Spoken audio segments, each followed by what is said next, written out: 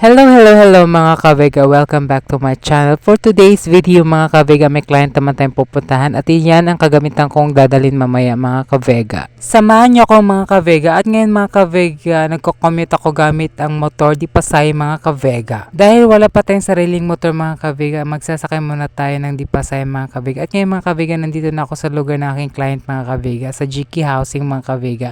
At ito yung bahay niya mga kavega. Tara, pasok tayo mga kavega.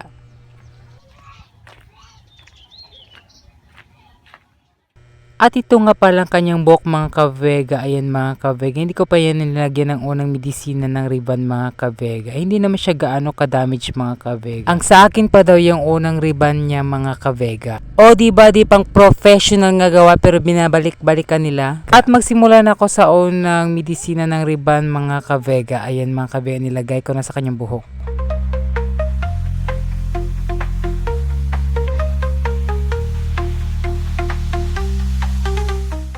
At pagkatapos ko nilagyan ng unang medisina ng ribbon mga kavega, binababad ko siya ng 1 oras mga kavega. Ayan mga kavega. At pagkatapos ko binababad ng 1 oras mga kavega, binabanlawan ko ng kanyang buhok mga kavega. Ayan mga kavega. At pagkatapos niya mga kavega, iboblower ko mga kavega.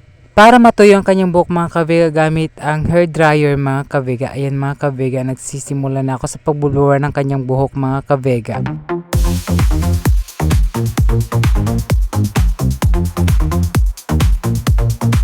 At nang natuyo ng kanyang buhok mga kavega, napoproceed naman ako sa pagpaplansya ng kanyang buhok mga kavega. Ayan mga kavega.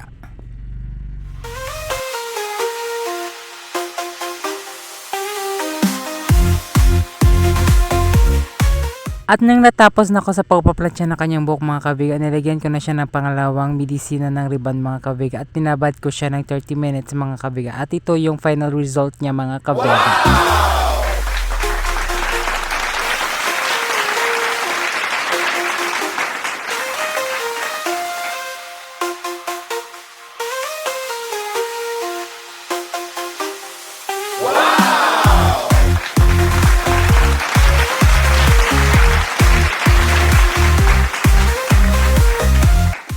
Mission success! Maraming salamat sa pagsubaybay nyo lagi ng vlog ko mga kavega. Hanggang dito na lang. Bye bye!